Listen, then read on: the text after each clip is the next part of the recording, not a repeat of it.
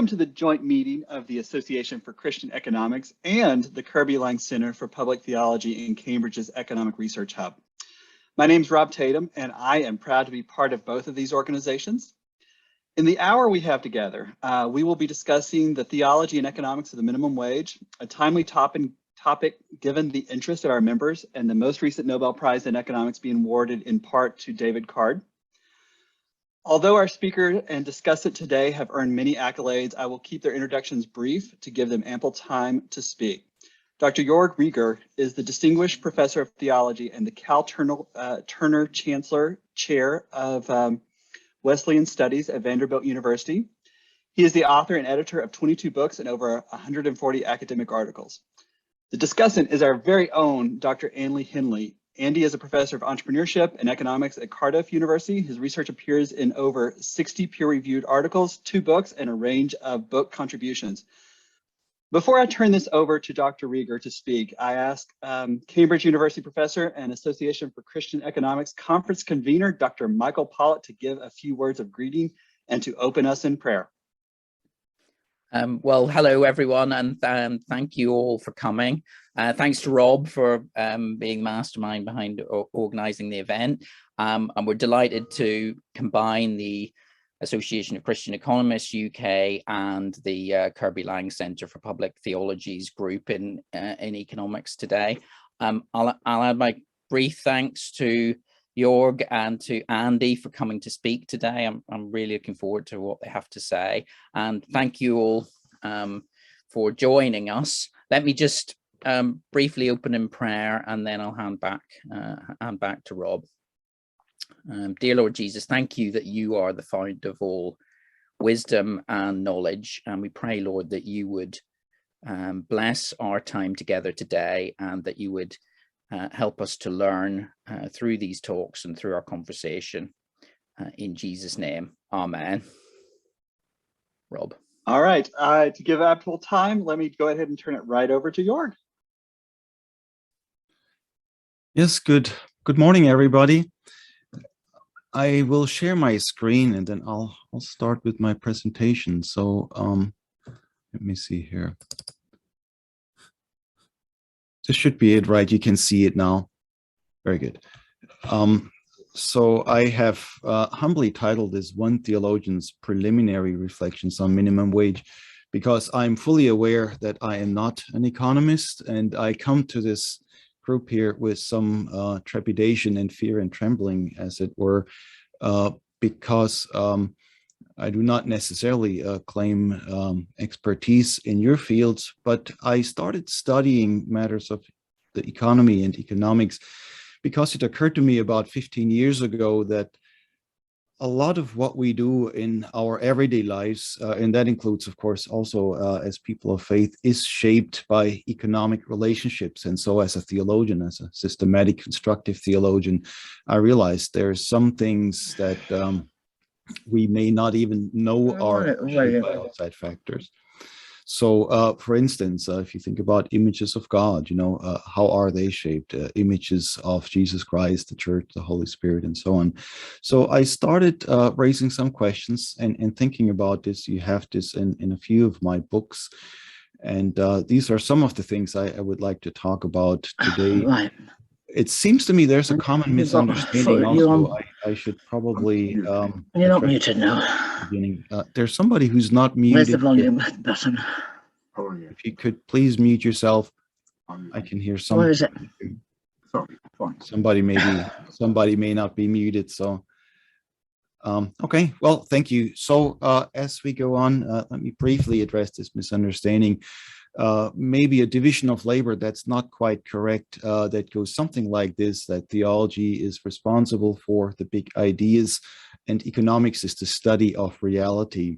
About 20 years ago, there was a book published by an American author, Robert Nelson, that was titled Economics as Religion. You may remember it, where Nelson argued, as an economist himself, that the role of the top economists is not number crunching, but keeping the big ideas before people. And oftentimes these big ideas are not rooted in the actual numbers and reality. So what Nelson was saying is in economics, there's increasingly a school that promotes big ideas without necessarily studying the facts.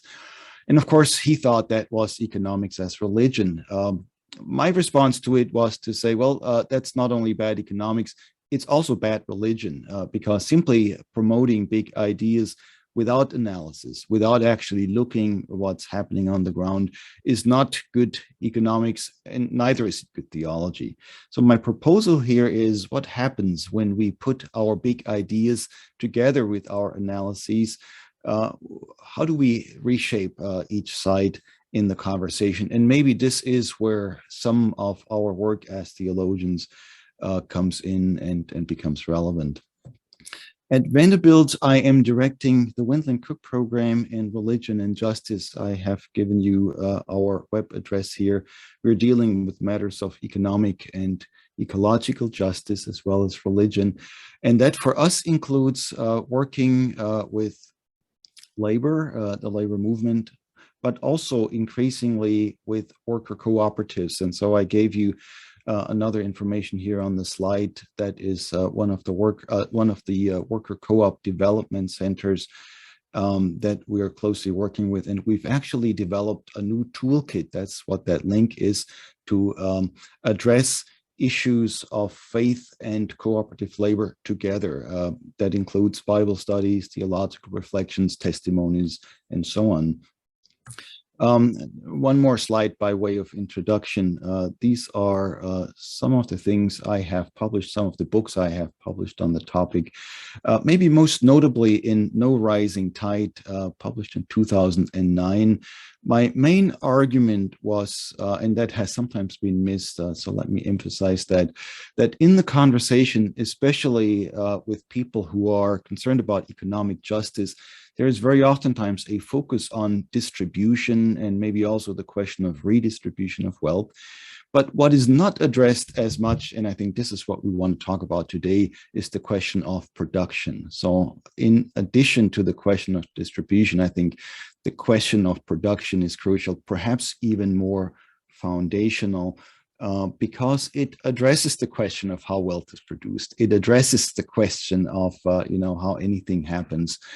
And I've argued elsewhere that maybe this question of production that includes labor, productive, reproductive labor as well, could be considered what the theologian Paul Tillich once called the question of ultimate concern. And then, of course, as the theologian, my interest is how do we rethink images of God in this context? Too often, I think by default, we think of God as whoever is on top at a given moment, but we can also think about God in different ways. And the surprising thing I always find, especially in the Abrahamic traditions, that is Judaism, Christianity, and Islam, there are many images of God, not primarily as a king and a CEO, but as a worker. And that might also be relevant for our conversation today. Now, when we go on to the question of minimum wage, I've done just a broad survey of this using this website, procon.org, which was acquired by the Britannica Corporation in 2020, with the goal to provide non-biased information that is used now actually in thousands of educational institutions. So this is just a little easy way into the conversation. And what was so interesting to me, if you go to this website, they have a nice list of how economic studies of rise in the minimum wage show various things, and oftentimes they're contradictory. So they show that it can both increase and decrease employment, raising the minimum wage. Raising the minimum wage can both increase and decrease poverty. Raising the minimum wage can increase school attendance and decrease high school dropout rates. But on the other hand, it can also decrease school attendance and increase dropout rates. And finally, raising the minimum wage can increase crime and it can decrease crime at the same time. So this is what the studies show, and it's very well possible that some of you have been involved in some of these studies and can help us sort through that maze. As another preliminary matter here, let me introduce a passage from Adam Smith. This is going back to classical economics. And here I want to thank my colleague, Jamin Hübner, who is here with us this morning, who actually pointed me to this passage. And so I started reading there, and I kept reading and reading. It's very interesting. I can just commend it to your own attention. And so I just have a couple of passages here. I can summarize some of the rest of what Smith is saying. But just to put that before us, because it is quite interesting as it addresses a power differential between who Smith calls the workmen and the masters, that is not always as frankly addressed in economics today, and certainly not in theology either. So here's Smith. What are the common wages of labor depends everywhere upon the contract usually made between those two parties, whose interests are by no means the same. The workmen desire to get as much, the masters to give as little as possible. The former are disposed to combine in order to raise, the latter in order to lower the wages of labor. It is not, however, difficult to foresee which of the two parties must, upon all ordinary occasions, have the advantage in the dispute and force the other into a compliance with their terms. The masters, being fewer in number, can combine much more easily, and the law, besides, authorizes, or at least does not prohibit their combinations, while it prohibits those of the workmen. We have no acts of parliament against combining to lower the price of work, but many against combining to raise it. In all such disputes, the masters can hold out much longer. A landlord, a farmer, a master manufacturer, a merchant, though they did not employ a single workman, could generally live a year or two upon the stocks which they have already acquired. Many workmen could not subsist a week. Few could subsist a month, and scarce any a year without employment. In the long run, the workman may be well, this is an important sentence. In the long run, the workman may be as necessary to his master as his master is to him, but the necessity is not so immediate. And then just a few more lines here. We rarely hear it has been said of the combinations of masters, though frequently of those of workmen. But whoever imagines upon this account that masters rarely combine is as ignorant of the world as of the subject. Masters are always and everywhere in a sort of tacit but constant and uniform combination, not to raise the wages of labor above their actual rate. But though in disputes with their workmen, masters must generally have the advantage, there is, however, a certain rate below which it seems impossible to reduce for any considerable time the ordinary wages, even of the lowest species of labor. And then finally, skipping down a paragraph, a man must always live by his work, and his wages must be at least sufficient to maintain him. They must even upon most occasions be somewhat more, otherwise it would be impossible for him to bring up a family, and the race of such workmen could not last beyond the first generation. So far, Adam Smith. Smith goes on to argue that wages will keep rising and probably increase automatically in a situation where the economy is growing, because if the masters are making more profit, they will hire more workers. That's sort of how he continues the argument. And so he's quite optimistic that this power imbalance will somehow resolve itself. However, I would argue, and I think evidence shows that this has not quite been the case in the last 200 plus years. I have two graphs here that you may be familiar with, which are about the United States, but I think they could apply in Europe as well. The graph on the screen right now shows how productivity and wages rose together for quite a few decades up until the 1970s. And you're probably, you know what happens in the next graph, right? After the 1970s, productivity and wages, especially hourly compensation, drift up. Certainly in the United States at this point, and I think we can talk about what that looks like internationally. So this fact that wages will somehow keep up with growth is not necessarily happening right now. And I will not speculate as to the reasons for now. It's just an observation. You can see this also if you look at this graph here, a brief history of the US minimum wage, where you can see that again in the 1970s, or starting in the 1970s, these adjusted dollars are no longer rising either, and so there may be something going on here that we could discuss. But basic takeaway at this point for me is that there are fundamental imbalances that need to be considered when talking about wages in general, as well as when talking about the minimum wage. Let me move on to some of the religious challenges. In the following, I will reference a couple of Bible texts just because we have them in our traditions. I'll use the NRSV, the New Revised Standard Version translation, which is commonly used in mainline US churches. So that's the language that we on this side as Protestants would be, this side of the Atlantic as Protestants would be most familiar with. On the general question of wages here, you have a couple of reminders, and I'm assuming that many of you will be familiar with them, so I don't have to read all of them. Let me read two just as examples, jumping down to Jeremiah 22, verse 13. Woe to him who builds his house by unrighteousness and his upper rooms by injustice, who makes his neighbors work for nothing and does not give them their wages.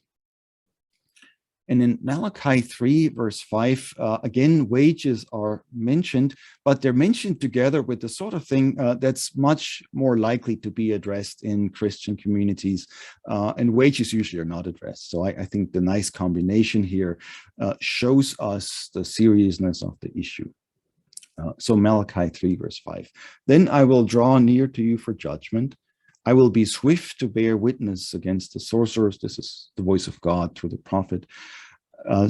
Witness against the sorcerers, against the adulterers, against those who swear falsely, against those who oppress the hired workers in their wages, the widow and the orphan, against those who thrust aside the alien and do not fear me, says the Lord of hosts.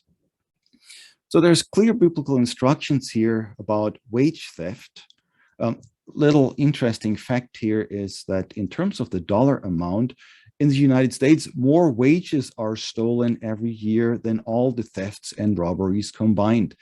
Yet if you read the newspapers, of course, you read about thefts and robberies, not so much about wage theft. But in terms of the actual economic damage done, wage theft is considerably higher than thefts and robberies. Now, I realize that's not directly on our topic of minimum wage just yet, but we're moving in that direction. My argument here is simply that wages are significant. They're not just matters of economic calculations. There are several biblical passages about laborers, and if you Google those, you find some interesting ones. I'll just give you one here, Ecclesiastes 5, verse 12. And the wisdom of Ecclesiastes in many of these things, I don't know how often we are reading these texts in our churches, probably never hear a sermon on them, but it's actually quite striking. Sweet is the sleep of laborers, says Ecclesiastes, whether they eat little or much, but the surfeit of the rich will not let them sleep. And then, of course, other passages, the laborer deserves to be paid from 1 Timothy 5:18. So this is sort of approaching a more general discussion here.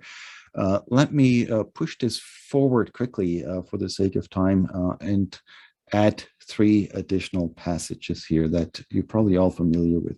First is 2 Thessalonians 3, verse 10. Anyone unwilling to work should not eat. That's been quoted a lot. I grew up with it, and is usually quoted somehow to working people and the unemployed.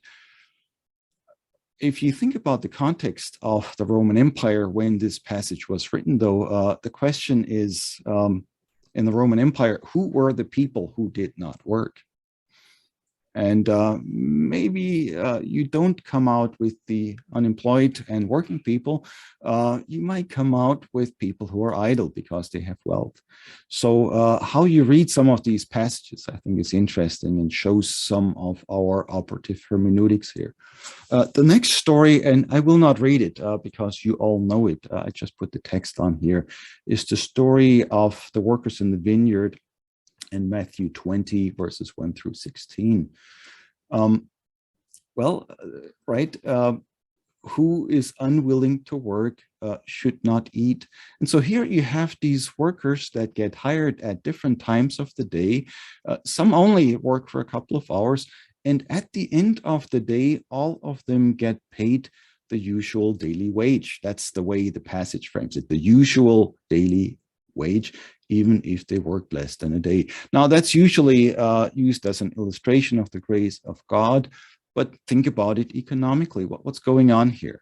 Well, first of all, what about the people that get hired at the end of the day, right? They're still in the marketplace. They wait all day. They don't have a job. Are they the ones who are unwilling to work? Well, no, probably not. They're the ones who wait there all day because they want to be hired. And the later it gets, they probably get worried. Will I be able to make ends meet? Will I be able to feed my family? Because, it's getting late and they were there with everybody else in the morning. They just didn't get hired. So the blame here is not so much about on the workers, not that they're lazy, not that they want to hang out at the marketplace rather than work. They just don't get hired. But everybody at the end gets paid a living wage. Now, that's maybe crazy economics, but maybe it's also smart economics, because what happens if you don't get paid a living wage, right? If you don't get paid a living wage for a while, well, then you die. So this daily wage here that seems to be presupposed, I might wonder, is this something about a living wage? Perhaps is Matthew presupposing that workers actually have to work and make ends meet, and that you need to have an economy that cannot simply let people die. So it's an odd story on the one hand, but it also makes some interesting observations that we're usually not catching because we're not always looking at this, and that includes theologians, not just economists. We're not always looking at this from the perspective of working people. But look at these various perspectives from that perspective, and things change. My final passage I will just put out here, not read the whole thing again, is Romans 12, verses 12 through 26, famous passage where Paul talks about the church as the body of Christ. Now, there's a lot of interesting things to say about this passage. I'll just say that this organic image of the body is not something that Paul invents. It's actually an image that was quite well known in the Roman Empire. And it was an imperial image that basically said, there are some people at the top and some people at the bottom, and you deserve the place where you are, and you better fit in your position in life and be quiet. Paul picks this up, and I would argue he actually turns around the empire image of the body. It's all about relationships. Well, the empire knew that too, but what kind of relationships? And if you go sort of in the middle of this text, verse 20, Paul talks about being many members, yet one body. And then 21 and 22, the eye cannot say to the hand, I have no need of you, nor again the head to the feet, I have no need of you. You remember it talks about jobless recovery? That's the eye saying to the hand, I have no need of you. The head to the feet, I have no need of you.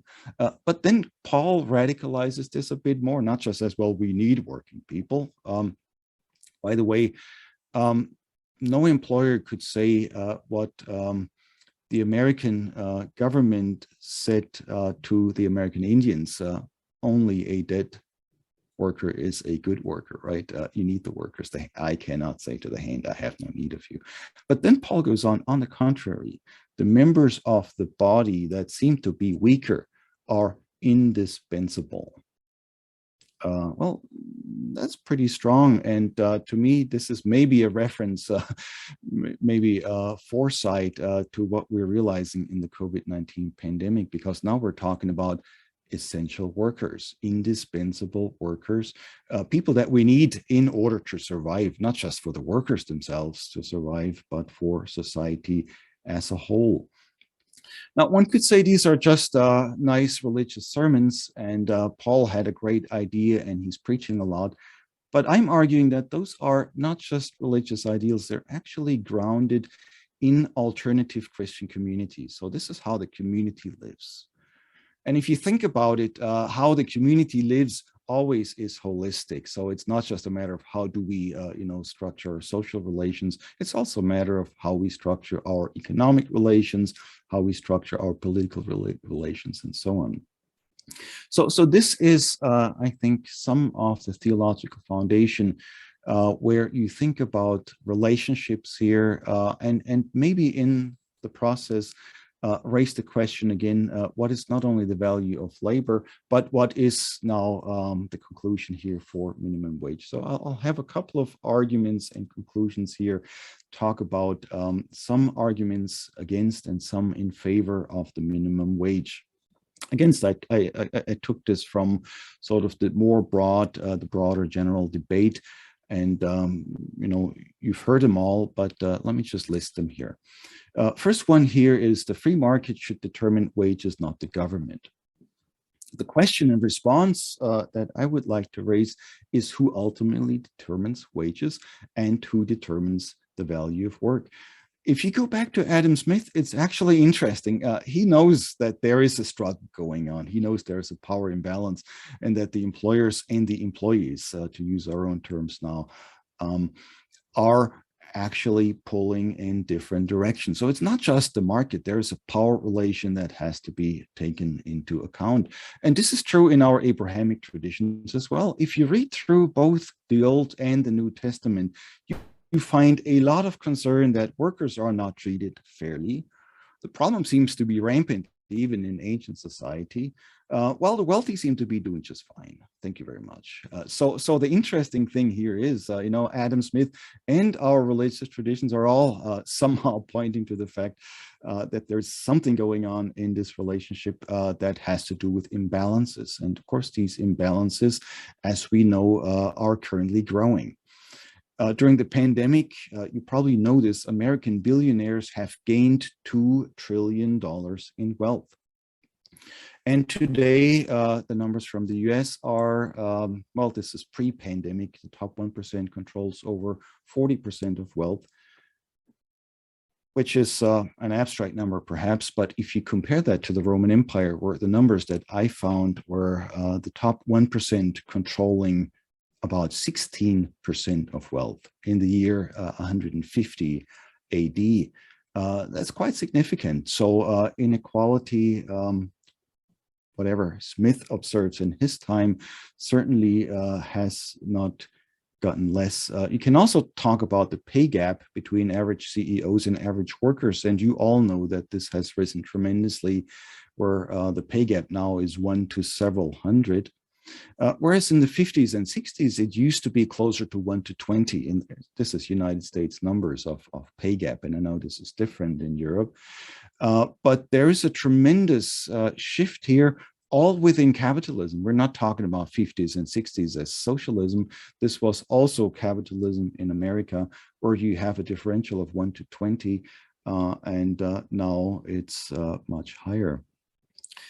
Smith was optimistic that wages would ultimately be set so that they would be sufficient, so that working people at least would be able to reproduce, right? He says, if you don't give them enough, they cannot survive. The race of working men will die out, according to Smith. Now, that's great, but you should not forget that Smith knew about the hardships and he didn't protest too much. For instance, in Smith's time, and just if you read on from the passages that I gave you, he will eventually talk about that working families have up to 20 children, of which only 2 survive. But if you think about sustaining the race of working men, as he calls it, working families, that's of course enough, right? You don't need 20, 2 is fine. But still there are 18 kids who are dying.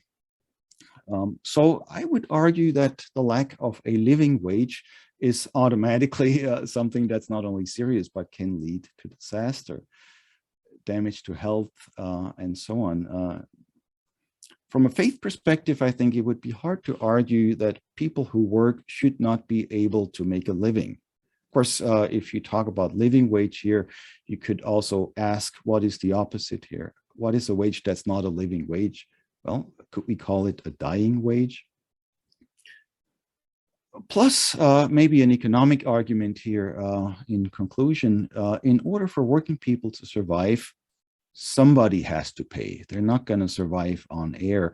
And if you look at the example of the Walmart Corporation in the United States, it's quite clear that it's actually the survival of the Walmart workers is funded by US taxpayers who have to pick up the tab, have to pick up the tab for lacking benefits, healthcare, and so on. So if the government actually provides for Walmart workers what they cannot provide for themselves, you might ask the question, who is the government actually funding? Is it funding the workers, or is it ultimately funding the corporation? Some questions we can talk about. The second argument against raising the minimum wage is that higher minimum wage hurts business and forces companies to close, especially small businesses. Now, keep in mind, Smith talked about the masters and the workmen.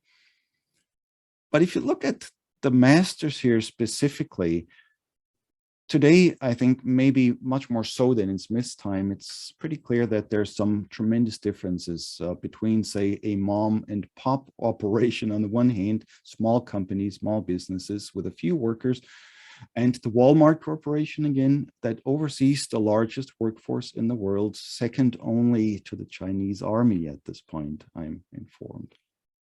So the question here is who actually is getting hurt and who is responsible for what. In other words, I'm not willing to say that small businesses and large businesses are in the same boat here. I might quote as a theologian Luke 12:48, the famous passage that you all know, from everyone to whom much has been given, much will be required. And from the one to whom much has been entrusted, even more will be demanded. So a question could be raised whether larger corporations should shoulder more responsibility for their workers. So not all corporations are necessarily the same, but maybe the larger ones should have some greater responsibility. In addition, that includes interactions with the government. Perhaps larger corporations, and I put this out there again cautiously, but fiercely, larger corporations might require more interaction with the government since more people are affected by their actions. By the way, maybe a footnote on government spending here, because many believe that higher government involvement in spending is bad for the economy and business. If this is where you're coming from, I would argue, well, paying living wages actually reduces government spending. So anybody afraid that the government is spending too much, one way to solve this problem is to pay living wages, and then the American taxpayers would not have to pay for what the Walmart Corporation does not pay. Now look at it from the perspective of workers. What good are low-wage jobs if they do not help you make a living? And here's a scary number that scares me every time I say it, and that may not be well known in Europe, but 26.5% of American families at this time in the midst of COVID are food insecure. That's the word, food insecure. 26.5% of American families do not have enough to eat. And maybe if you don't have enough to eat, you can live with it for a while. But if your children don't have enough to eat, that's really painful. Contrast that with Matthew 20, that seems to presuppose a living wage, where those who actually are willing to work and who wait around even until the last moment are the ones who are actually getting a living wage, and where the workers are not the ones who are receiving the blame. It's not that they're lazy. Two arguments in conclusion in favor of raising the minimum wage. One is that it increases worker productivity and reduces employee turnover. So valuation of workers and work, I think, is also an important principle, both for economists, it seems to me, as well as for theologians. It reminds me of 1 Corinthians 12, the I cannot say to the hand, I have no need of you. And that has to be expressed not just in talk, but in the actual relationships. The members of the body that seem to be weaker are indispensable. What about essential workers? I would also argue that increases in worker productivity and the reduction in employee turnover is actually quite useful for smaller businesses as well. So this is not just a matter of, sheer business logic. It's actually a matter of, how do you build a business? The reality, as you probably know, is that most small business actually end up failing. So while Americans are very proud of small businesses and their culture, most of them don't succeed. So a valuation of workers might actually be helpful to help businesses not fail. We see this in the world of worker co-ops, by the way, that on the whole, not only are paying higher wages, but are also the more sustainable business models, and the statistics show that they have a much lower rate of failure. And again, you could say that this would also benefit the workers themselves. Having decent wages, of course, is a benefit, but I would argue that having decent wages and having a voice may well be related. And of course, there's more that we could say from a perspective of faith, but I will move on to my final point just for the sake of time. The final argument in favor of raising a minimum wage, whatever the numbers here are, we haven't even talked about that, is that higher minimum wage can decrease income inequality. And again, let me talk from the perspective of the United States. The US has by far the lowest minimum wage relative to the averages of full-time workers. The numbers that I found from the OECD, actually, statistics, is that in the US, the ratio of minimum wage to average wage is 0.21. In the UK, the ratio is 0.48. In other words, compared to the average wage, the minimum wage in the UK would be twice as much as it is in the United States.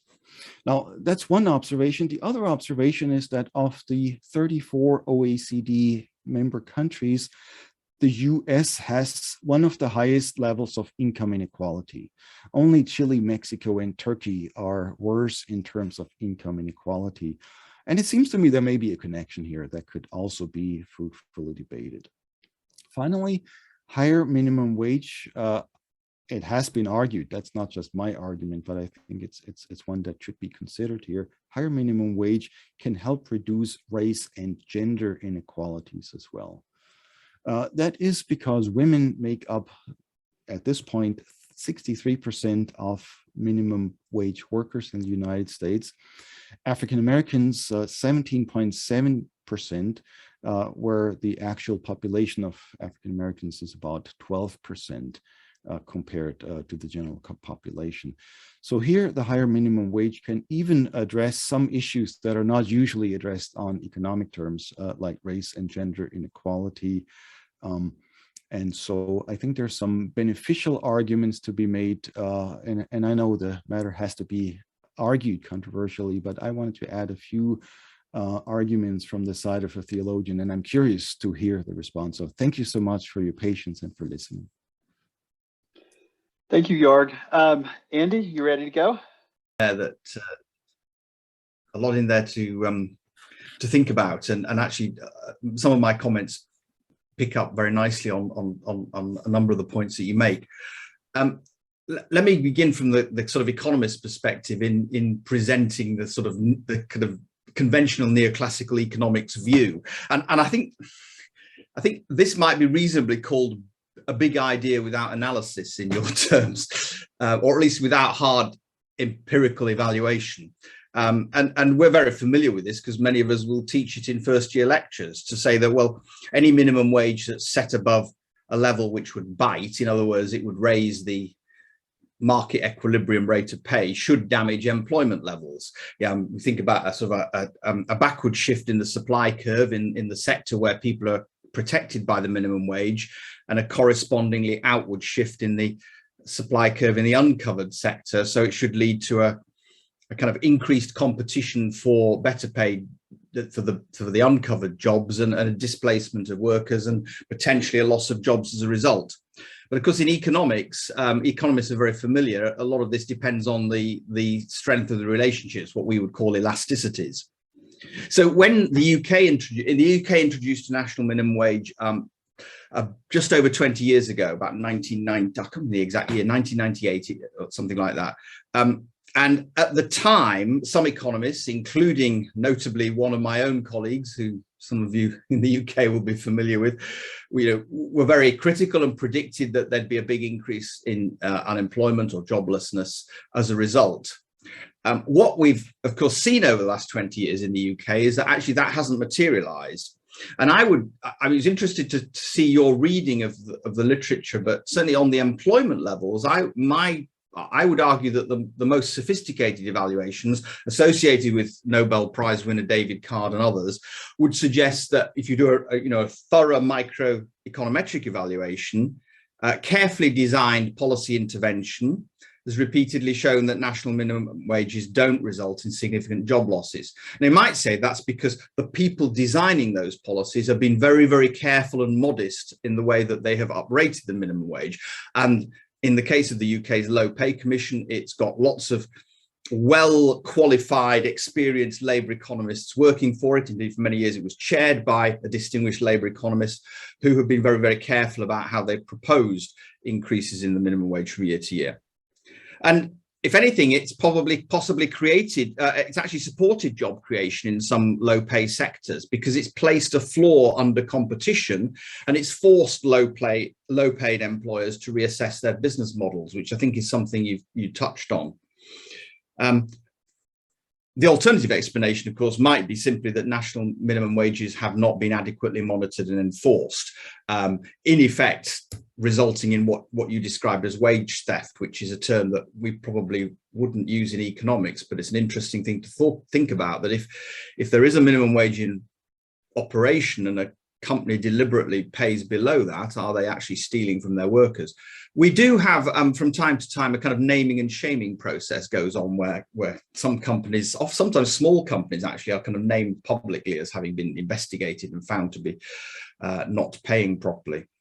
So from a normative point of view, I would say that the idea of a national minimum wage, and in the UK, it's not, it doesn't vary across states. So in the US, I understand, I appreciate that it can vary from state to state, and that produces interesting data variation that economists have been able to exploit in terms of evaluation. But in the UK, it's a national minimum wage, and it's proved to be an effective tool against in-work household poverty. And I think probably it's fair to say that what's happened, the evidence would point to the introduction and the subsequent development of a national minimum wage over the last 20 years as tending to compress the lower end of the pay distribution, but it's generally not then resulted in the rest of the distribution being pushed out. So that would have some distributional implications, but the use of a national minimum wage as a tool of redistribution hasn't really been the objective. The objective has been about poverty alleviation. And why has that happened? Why, initially you might think that labour unions would be very concerned about pay differentials, and if the lowest paid workers in Walmart see their pay rise, then all the higher grades would want to see their differentials restored, or by appropriate uprating of their pay grades. But actually, that's tended not to happen, and it may be because the labour unions have become more concerned about the issue of low pay particularly, rather than necessarily wanting to protect pay rates right the way up the distribution. It's maybe a pragmatic point on their part. So I would say that distribution is a lesser concern here, and the focus has been very much on national minimum wage as a poverty tool. And we could debate as to whether we think that's a good thing or not, as to whether it's allowed politicians to move away from concerns about distribution and what is fair in terms of the overall distribution and simply focus their attention on, well, let's focus on the lowest and what they are paid so that we can reduce poverty. But I think what I would say, I mean, you took us very nicely through the way in which Christian tradition and particularly biblical teaching has provided a strong mandate for showing concern for the poor and for ensuring that people are paid fairly. And I would probably add into that,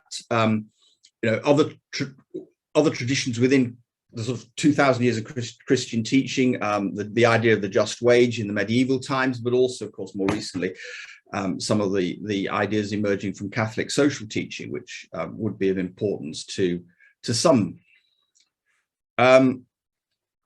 So I think we've come to a pragmatic conclusion that national minimum wages are a useful tool for achieving poverty redistribution, or poverty alleviation, sorry, not redistribution. So a little bit of sort of UK history. The UK national minimum wage was introduced during the beginning of the 1997 to 2010 Labour government, left-wing government in the UK, roughly left-wing. That's a debate for that particular government. And it went alongside a restructuring of the whole system of tax credits and social insurance benefits to better reward work, particularly for families. So to make work more attractive than receiving unemployment benefit. And that connects implicitly to your quotation of that verse from 2 Thessalonians chapter 3. Now, at the time, there was an emerging debate, some of which was coming from America, about the idea of workfare. You know, if you're going to be claiming benefits from the state, you should work in order to achieve those. And the response of a centre-left or left-of-centre government was to say, well, we're not going to make people work. You know, we're going to go back to the old system of a workhouse, where if you're thrown onto the mercy of the state, you've got to work for your bread. But we will shift the emphasis and say we want to make it more advantageous for people to take jobs. And at the time, the arresting of the growth in child poverty is quite pronounced in the trend. So actually, it was very successful. If you look at the data coming out of the UK's Institute for Fiscal Studies at the time, and the analysis, you'll see that actually child poverty rates flattened off. They stopped the continual sort of worsening of child poverty rates. And that's perhaps one of the success stories of the introduction of the minimum wage in the UK. Now, again, picking up on your Walmart example, there's a kind of a similar issue in the UK, in that with a change in government after 2010, actually in 2015, the then Chancellor of the Exchequer, George Osborne for British colleagues, he surprised everybody by saying he was going to massively uplift the national minimum wage. He was going to rebrand it as the national living wage. And everybody said, oh, this is a bit odd for a right of centre government, you know, pro-market, pro-business government. But of course he wasn't, because what they were trying to do was actually shift responsibility for paying decent wages back onto employers and away from the state, which is similar to your example of Walmart basically relying on large amounts of federal funding to come and state funding to come and support its business model through the way in which it pays low wages and then gets those workers to claim in-work benefits. So the issue to think about here from a kind of an ethical or a political economy perspective is that of where does the responsibility lay for paying decent wages? Is it with the state, or is it with employers? Now, Osborne somewhat hijacked the term living wage, and critics at the time said, actually, your living wage isn't anything like as high as it ought to be for what we assess as independently assess as a living wage, particularly in London, where housing costs are very high. And there has been a separate living wage campaign, a separate sort of campaigning organisation, which has actually had a lot of strong support from some of my colleagues, particularly Professor Ed Heery, who's a labour relations specialist in my own school in Cardiff. And actually that has been very much focused on employers and saying the burden here lies with employers by asking them to then sign up and commit to decent pay policies. and implicitly actually to address then the business model implications of that. How am I going to make this work for my business? I'm going to get some benefits potentially in terms of lower employee turnover, perhaps better motivated and more productive workers, but I may need to actually invest in training, perhaps shift the way my business model towards a less labor intensive model in order to respond to that and make it work for my organization. And Michael and I could probably talk all afternoon about the sort of productivity issues around some of these big debates because we're associated with a big project at the moment, trying to understand what's going on with UK productivity. And one suggestion is actually the British firms are relying too much on this kind of low pay, low skills equilibrium. So the final issue I want to talk about, and I want to sort of shove the debate on a bit from minimum wages, because this is certainly where it's moving in the UK. And I think it's also moving in the US because of things I've read recently in the US. It's the debate around the validity of the national minimum or national living wage as a policy instrument, and whether that's moving on now towards people talking about the idea of universal basic income. And that, I think, presents us with some really interesting questions from a Christian or an ethical point of view, because it really does take us back into this question of the 2 Thessalonians chapter 3 question of whether people should be allowed to free ride, or whether they really, or versus sort of fair shares. Should you really have to work for what you earn, or should you be guaranteed some level of basic income regardless of whether you choose to work or not? And I've recently read very persuasive stuff on this, but I'm not wholly convinced myself. In Wales, where I am, which is a devolved part of the UK, there is a suggestion that the government in Wales would like to introduce a basic income pilot. I have some big questions about how that might work, but I have some very enthusiastic colleagues who are sort of cheering it on. I think it's a interesting move, but I don't know how you quite do a pilot when really it will only work if it's universal anyway. But that's, so I kind of throw that out as a sort of an offering as to where I think this whole thing is going next. And I think it presents us with, as Christians, with some really interesting things to think about and possibly say. So that's really all I wanted to say, I think. But thank you very much indeed. Thank you, Andy. That was great. We have a lot of questions and little time for them, and so I'm going to propose a couple things. One, that amongst us we continue these conversations as we go throughout our work and times together.